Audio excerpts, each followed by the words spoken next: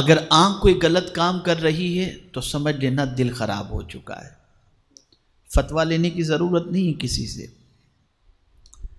ہاتھ اگر گناہ کی طرف بڑھ رہا ہے تو سمجھ لینا یہ دل خراب ہو گیا ہے، اس لیے کہ دل چاہتا ہے، ہاتھ حرکت میں آتا ہے، دل چاہتا ہے، آنکھ بھٹک جاتی ہے، دل چاہتا ہے، قدم گناہ کی طرف بڑھتے ہیں، دل چاہتا ہے، زبان پھسل جاتی ہے، دل چاہتا ہے، کان مغلظات یا گانے سننے کے لیے آمادہ ہو جاتے ہیں۔ تو سارا معاملہ جو ہے وہ دل کا ہے۔ میرے پیارے آقا صلی اللہ تعالی علیہ وسلم کے پیارے دیوانوں، کپڑا گندا ہو جائے آپ صابن سے صاف کر لیجئے، بدن گندا ہو جائے، ہاتھ پیر گندگی سے آلودہ ہو جائیں تو پانی سے صاف کر لیجئے۔ دل تک تو پانی پہنچتا بھی نہیں ہے ہاتھ سے، آپ کیسے اس کو صاف کریں گے؟ جب دل گندا ہو چکا ہے تو اس کی صفائی کیسے ہو؟ دل کی پاکیزگی کیسے ہو؟ دل کی صفائی کیسے ہو؟ اور ہمارا پورا معاملہ یہ ہے اور پوری توجہ یہ ہے کہ ہم جسم کی فکر تو کرتے ہیں، دل کی فکر نہیں کرتے۔ دل کو سنوارو، اس لیے کہ قرآن نے کہا قد افلح من تزکا، مراد کو وہ پہنچا جس نے ستھرائی حاصل کی یا جو ستھرا ہوا۔ بغیر دل کی صفائی کے انسان مراد کو نہیں پہنچ سکتا۔ اب آپ ہم سب یہ جانتے ہیں کہ ہمارا دل گندا ہو چکا ہے، اور اس کی گندگی کی سب سے بڑی نشانی یہ ہے کہ نیکیوں میں اچھا نہیں لگتا، گناہوں میں طبیعت کو اچھا لگتا ہے۔ آج لوگوں کو مسجد میں اچھا نہیں لگتا، تلاوت ہوتی ہے تو آدمی کو بے چینی ہوتی ہے، یہ دل کی بیماری کی وجہ ہے، یہ دل گندا ہو چکا ہے۔ تو اب یہ دل کو کیسے سنوارا جائے؟ تو چونکہ میرا آپ سے کئی قسم کا رشتہ ہے تو میری پہلی ذمہ داری یہ بنتی ہے کہ ہم سب مل کر اپنے قلب کی اصلاح کی فکر کریں، تاکہ ہمارا دل صاف ستھرا ہو جائے تو انشاءاللہ العظیم ہمارا وجود بھی سلامت رہے گا، اور دل کے صاف ستھرے ہونے کی وجہ سے اللہ رب العزت کامیابی اور کامرانی بھی عطا فرمائے گا۔ میرے پیارے آقا صلی اللہ تعالی علیہ وسلم کے پیارے دیوانوں امام غزالی رحمت اللہ تعالی علیہ دل کی اصلاح کے حوالے سے فرماتے ہیں کہ 10 چیزیں ایسی ہیں جس سے دل کا تزکیہ، دل کی صفائی اور دل کے حالات کو سنوارا جاتا ہے۔ اس میں سے پہلی چیز امام غزالی رحمت اللہ تعالی علیہ نے فرمایا توبہ۔ اس لیے کہ آپ دیکھیں کہ اگر کوئی پلیٹ گندی ہے اور اس میں آپ کو لا کر کے کوئی بریانی پیش کرے تو آپ کی طبیعت خراب ہو جائے گی۔ بریانی تو اچھی تھی لیکن برتن خراب ہو تو طبیعت خراب ہو جائے گی، لیکن اگر برتن صاف ستھرا ہے تو اس میں کوئی دال لا کر کے بھی کھلائے گا تو طبیعت خراب نہیں ہوگی۔ برتن صاف کرو۔ تو دل ایک برتن ہے،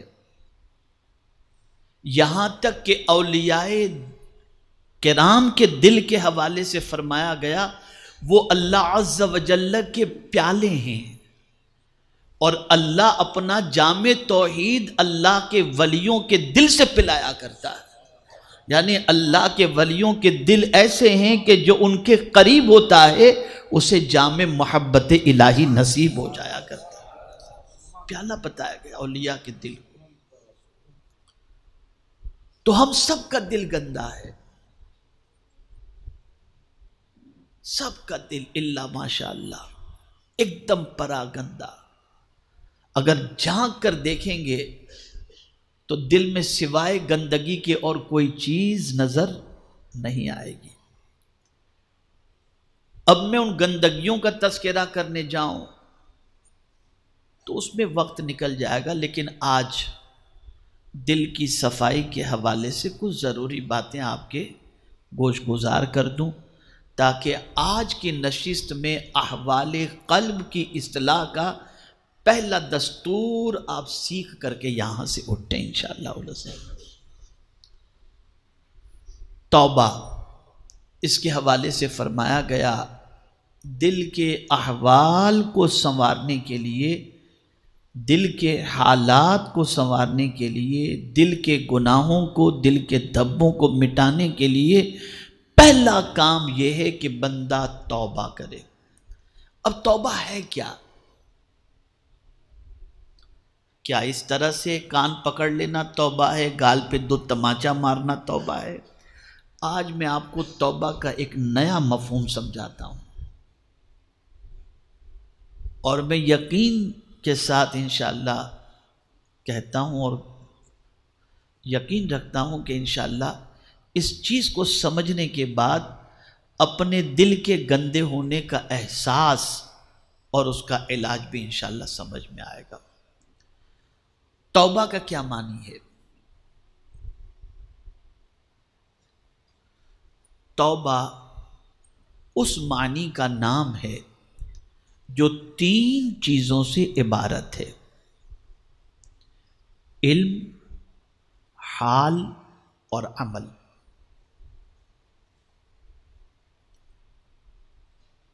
توبہ 3 چیزوں سے عبارت ہے: علم، حال اور عمل. علم، گناہوں کے نقصانات کا ہمیں علم ہونا چاہیے. بھئی آپ دیکھیں نا، کورونا کی وجہ سے آدمی کیا کرتا ہے؟ یہی تو کہہ رہا تھا پتہ نہیں کس گناہ کی سزا ہے، بندہ توبہ کی طرف بڑھا. گھر میں کوئی بیمار ہوا، پتہ نہیں کس گناہ کی سزا ہے. بچی کے ساتھ کوئی معاملہ پیش آیا، پتہ نہیں کس گناہ کی سزا ہے. روزی میں تنگی ہوئی، بندہ فوراً احساس میں آتا ہے کہ کس گناہ کی سزا ہے. بیمار ہوا، پتہ نہیں کس گناہ کی سزا. ایکسیڈنٹ ہوا، پتہ نہیں کس گناہ کی سزا ہے. مال میں خسارہ ہوا، پتہ نہیں کس گناہ کی سزا ہے. بچہ ہاتھوں سے نکل گیا، غلط راستے پہ چلا گیا، باپ کہتا ہے پتہ نہیں کس گناہ کی سزا ہے. یہ علم ہے نا. اس علم نے گناہوں کے نقصانات کا احساس دلایا کہ نقصان کا علم جیسے ہی ہوا اسی کے ساتھ ہمیں گناہ کا علم بھی ہو گیا. جیسے ہی نقصان ہمارے سامنے آیا ہمیں گناہ کا علم آ گیا کہ یہ نقصان گناہ کی وجہ سے ہوگا. لیکن ایک بات خاص طور پر بتاؤں، وہ علم جو ہم نقصانات کے ذریعے حاصل کرتے ہیں اور نقصانات کے بعد ہم کہتے ہیں کہ یہ گناہ کی سزا کے طور پر ہے، یہ نقصان تو کچھ بھی نہیں ہے. مال کا نقصان کچھ بھی نہیں ہے، اولاد کے سلسلے میں نقصان کچھ بھی نہیں ہے، طبیعت کے سلسلے میں نقصان کچھ بھی نہیں ہے. یہ کوئی بڑا نقصان نہیں ہے. صوفیاء کرام فرماتے ہیں کہ سب سے بڑا نقصان یہ ہے کہ جب کوئی بندہ گناہ کرتا ہے تو اللہ اور اس بندے کے درمیان حجاب آ جاتا ہے، پھر ایک پردہ آ جاتا ہے. اب اس پردے کی وجہ سے نہ اسے خدا کے احکام پر عمل کرنے کا جی چاہتا ہے، نہ اللہ کے احکام پر عمل کرنے کے اندر طبیعت لگتی ہے، نہ اللہ کے احکام پر عمل کرنے میں سکون ملتا ہے. ایک حجاب آ گیا اس کے اور رب کے درمیان. پتہ چلا کہ حضرت عبداللہ ابن مبارک رضی اللہ تعالیٰ عنہ کے اس قول سے بھی اس کو آپ سمجھ سکتے ہیں. حضرت عبداللہ ابن مبارک رضی اللہ تعالیٰ عنہ فرماتے ہیں میرے بدن میں سستی،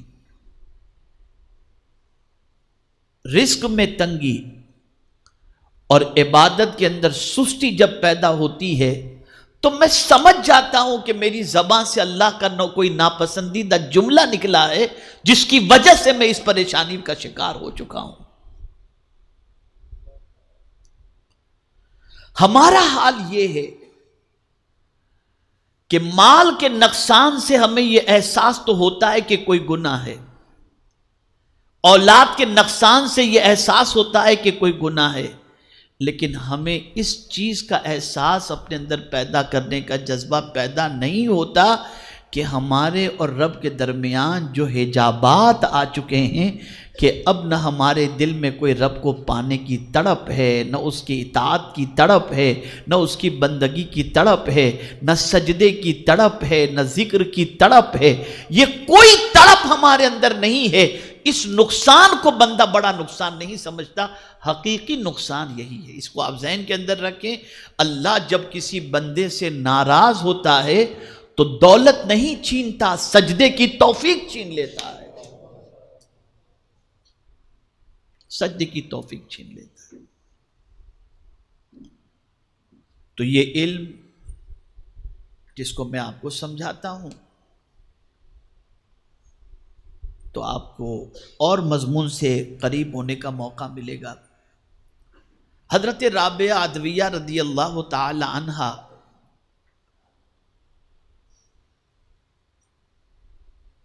ایک قمیض زیب تن کی ہوئی تھی اور دوسرا قمیض ان کا پھٹا ہوا تھا، تو چاندنی رات کے اندر چھت پر بیٹھ کر کے وہ قمیض سی رہی تھی، اچانک بادشاہ کی سواری وہاں سے گزری اور مشعل ان کے ہاتھ میں تھی، ان کے خدام کے، تو روشنی بہت تیز پھیلی، تو حضرت رابعہ کے دل میں خیال پیدا ہوا کہ اس روشنی سے میں جلدی جلدی جو ہے اپنا قمیض سی لوں، اس لیے کہ قافلہ گزر جائے گا تو اس کے بعد روشنی بھی چلی جائے گی تو مجھے سلنے میں وقت لگ جائے گا۔ اس روشنی سے فائدہ اٹھا کر انہوں نے قمیض سی لیا، پھر اس کے بعد اس قمیض کو پہن کر انہوں نے نماز پڑھی تو نماز میں لذت نہیں ملی، مزہ نہیں آیا نماز کے اندر۔ نمازوں کو بار بار دہرا رہی اور کہہ رہی پتہ نہیں کیا بات ہے، قمیض وہی ہے جسے اکثر میں پہنا کرتی تھی، لیکن آج نماز میں مجھے وہ لذت کیوں نہیں مل رہی۔ انہوں نے اس کے بعد جو ہے وہ قمیض چینج کی اور دوسرا قمیض جیسے ہی انہوں نے پہنا تو نماز میں ملنے والی پہلے والی لذت وہ لوٹ آئی۔ اس کے بعد حضرت رابعہ گردن جھکا کر اپنے کریم سے عرض کرتی ہیں، میرے مولا اس قمیض میں ایسی کیا کمی تھی جس کی وجہ سے تو نے عبادت کی لذت چھین لی؟ جواب آتا ہے، میری بندی کیا تو نے بادشاہ کے خدام سے مشعل کی روشنی لینے کی اجازت لی تھی؟ بغیر اس کی اجازت کے تو نے اس روشنی سے فائدہ اٹھایا تو ہم نے تیرے سینے سے عبادت کی لذت کو چھین لیا۔ تو انہیں احساس ہوتا تھا ہم تو ایک فرض سے سبکدوش ہونے کے لیے نماز پڑھتے ہیں، لذت حاصل کرنے کے لیے نہیں پڑھتے، قرب خدا کی دولت سے مالا مال ہونے کے لیے نہیں پڑھتے، گناہوں سے بچنے اور نماز اس طرح سے پڑھیں کہ اس کی وجہ سے گناہوں سے بچیں، اس غرض سے نماز ہی نہیں پڑھتے۔ ہم تو بس آئے، وضو کیے، جلدی سے سر پہ رکھے، اللہ اکبر، بس چل دیے، جیسے آئے تھے ویسے چلے گئے، بس ایک فرض ہم نے سر سے اتار دیا۔ اللہ والوں کا معاملہ یہ ہوتا